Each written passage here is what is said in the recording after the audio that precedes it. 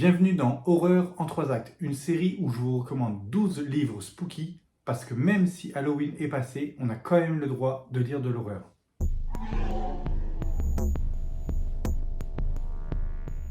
Pour ce deuxième acte, je vais vous présenter des livres qui parlent de sang, de meurtre, de tueurs en série, bref, de carnage. Après les créatures de l'acte 1, place à un acte bien plus sombre. Des récits d'horreur où violence se mêle à la fascination. Entre tueurs en série glaçants et thrillers sanglants, voici 4 livres où l'horreur devient brutale et réelle. Alors, âmes sensibles, accrochez-vous, ça va saigner. Avant de commencer, je tiens à vous informer que toutes les œuvres dont je vais parler contiennent des scènes de violence et des thèmes très sensibles. Donc clairement, c'est pour un public très averti.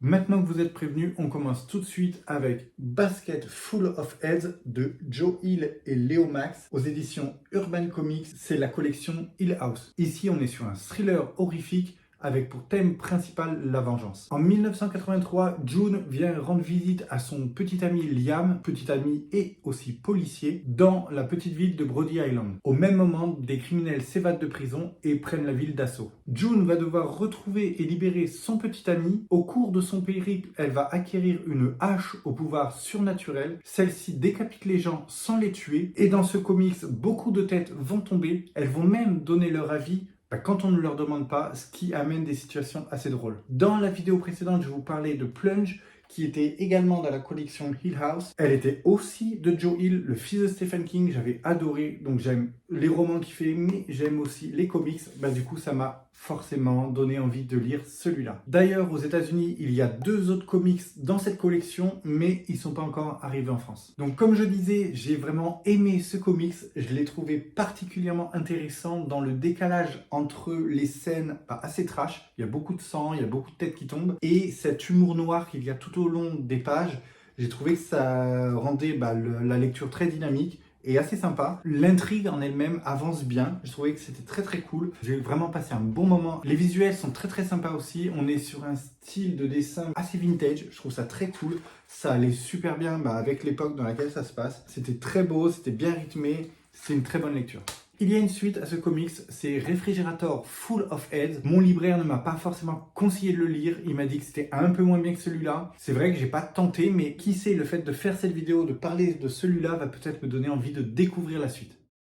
Restons dans la vibe des années 80 pour le prochain livre. Même si l'histoire se passe à notre époque, l'auteur a rassemblé tout ce qui fait un bon vieux slasher. Je parle de Slasher Island, de Violaine de Carnage aux éditions Venin d'encre. Donc là, on est sur un slasher et c'est assez gore. Dans ce livre, on va suivre des jeunes au profil assez différent qui vont se retrouver sur une île déserte pour participer à une télé-réalité. Mais très vite, ils vont réaliser qu'ils sont piégés sur cette île avec un tueur fou. Ce livre, c'était un peu les ch'tis aux Bahamas en mode Cluedo. Alors je voulais un slasher et j'ai été servi. Tout comme les films des années 80 de ce genre-là, on a pas mal de sexe, du gore, du sang qui coule et aussi pas mal d'humour. Il y a quand même quelques scènes qui sont quand même assez trash, je tiens à le préciser. Elles sont vraiment bien imagées, on comprend bien ce qui se passe. Ouais, certaines étaient assez osées, mais bon, franchement, ça allait parfaitement avec le style et l'ambiance de ce livre-là. Alors juste pour bien comprendre la vibe, je vais vous lire un tout petit extrait. Il y a de la tripe dans l'air, littéralement, parce que là où il y a quelques jours, Benjamin accroché à sécher ses maillots de bain, ce sont ses intestins qui sont désormais suspendus, se balançant au gré du vent, retenus par des pinces à linge. Voilà, ça plante le décor, j'ai envie de dire. C'est bien imagé, on situe tout de suite la scène. Un peu de gore, un peu d'humour, enfin franchement, c'est très bien. C'était mon premier livre de Violaine de Carnage. Là, ça fait quelques temps, j'avoue, je me retiens de ne pas commander d'autres livres sur son site. Elle en a plusieurs, ils me donnent tous envie. Celui qui me tente le plus, c'est Un conte de neige et de mort. Dans celui-là, on est sur une réécriture de Blanche-Neige et j'avoue, je le vois pas mal passer, il m'intrigue.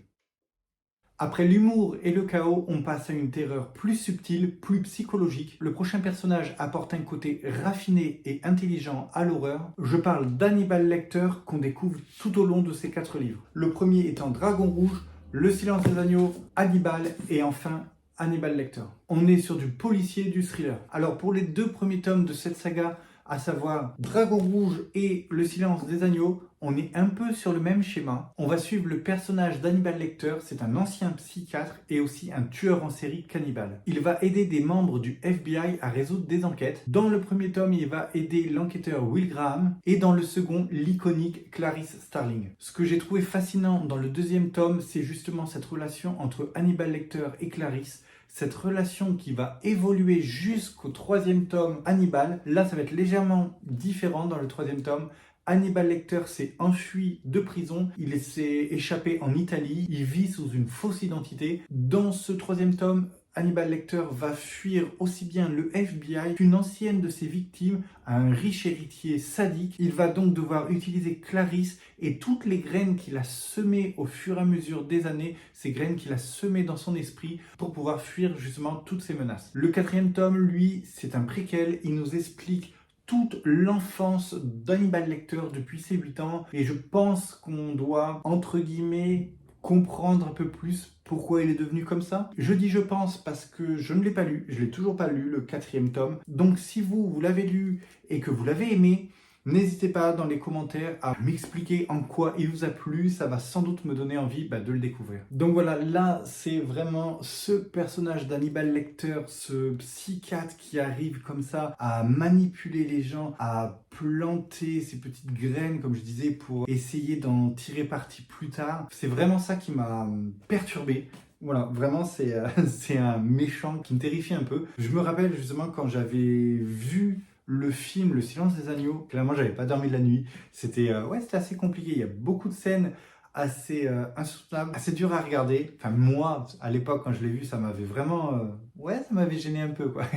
Donc ça marchait bien sur moi, de toute façon moi c'est vraiment le côté horreur psychologique qui vraiment me terrifie. Donc là avec Hannibal Lecter, on est servi. Hein. Donc bien sûr dans cette saga il y a aussi tous les tueurs en série qu'on va rencontrer au fur et à mesure. Ils sont tous effrayants mais j'avoue un Oscar quand même pour, pour Hannibal Lecter, je le trouve vraiment atroce, enfin, il est vraiment effrayant pour moi. Cet acteur Anthony Hopkins il est vraiment, maintenant je peux plus le détacher de ce rôle là. À chaque fois que je le vois, je vois Hannibal Lecter, c'était dans son regard, vraiment dans sa façon de jouer. Donc bien sûr, il y a eu plusieurs scènes très choquantes, très marquantes dans l'adaptation en film. Mais moi, voilà, ce qui me pétrifie vraiment, c'est ce côté psychiatre qui se sert de ses connaissances pour abuser des autres. Enfin, c'est, bon, ça, plus les meurtres horribles, donc forcément, plus le fait qu'il soit cannibale, enfin, ça faisait beaucoup pour un seul homme, ça fait beaucoup pour Hannibal Lecter, c'est pour ça que je le mets vraiment en tête des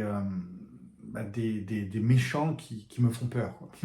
Dans cette saga, ce que j'ai trouvé très intéressant également, c'est le fait que les différents enquêteurs du FBI, donc au fur et à mesure des livres, vont devoir flirter comme ça avec le bien, le mal, pour essayer de recueillir des indices, parce qu'on n'oublie pas quand même que c'est Hannibal Lecter qui les aide à décrypter les autres tueurs en série pour essayer d'anticiper les mouvements pour les capturer. Ils doivent se placer comme ça entre le bien, le mal, pour essayer de le séduire, entre guillemets, pour récolter des indices. Autre chose aussi qui est assez dérangeant, mais là c'est plus visible dans les films et dans la série, c'est le côté esthétisme. On va avoir des scènes très très belles, on va avoir des lumières, voilà, des mises en scène vraiment impeccables. La série, enfin franchement les visuels sont trop beaux.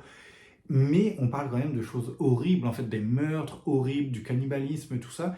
Et c'est vrai que le mélange des deux, oui, ça donne un côté très beau, très esthétique, mais ça n'empêche pas le côté assez atroce des actes. Voilà, donc Hannibal Lecter restera pour moi le méchant, le tueur en série qui me terrifie le plus.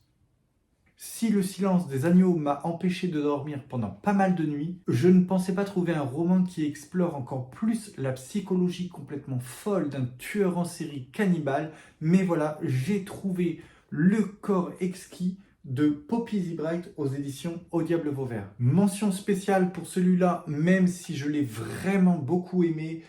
On est quand même sur le pire du pire et il faut vraiment être accroché pour le lire. Ici, les thèmes principaux sont meurtre, sujet tabou et sexualité. C'est une lecture que j'ai adorée malgré les thèmes plus que dérangeants. Pour le résumer, alors très rapidement parce que je veux pas trop en dire, on est sur une histoire d'obsession amoureuse entre deux hommes serial killers extrêmement violente et macabre. Il faut préciser que c'était une lecture très difficile par moments. Honnêtement, il en a fallu de peu pour que ça bascule dans l'insoutenable. Enfin, j'ai failli le refermer à plusieurs reprises parce qu'il y avait quelques scènes vraiment insoutenables. Mais malgré tout, c'était une très très bonne lecture, j'en garde un très bon souvenir, je suis sûr que c'est une lecture qui va me marquer à jamais. La plume de l'auteur a réussi à rendre le tout très poétique et même parfois doux, malgré toutes ces atrocités. Et je dois bien avouer que les personnages, malgré toutes ces déviances, malgré tout ça, parce que vraiment c'est très très corsé, et je dois avouer qu'ils ont un côté très attachant. C'est assez particulier. On aborde vraiment beaucoup de sujets et